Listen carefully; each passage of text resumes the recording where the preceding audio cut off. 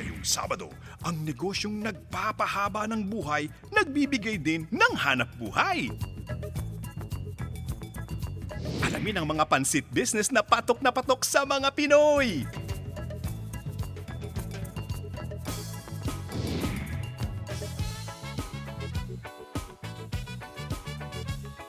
Kabuhayang swak na swak!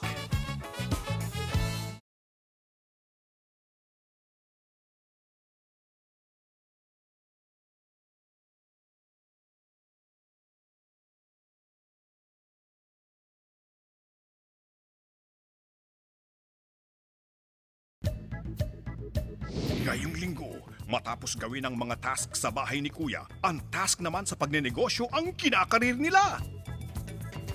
At tuklasin ang task ng mga entrepreneur na gustong tulungan ng ating mga suki na magtayo ng sariling negosyo at tumigil sa paninigarilyo. Kabuhayang swak na swak!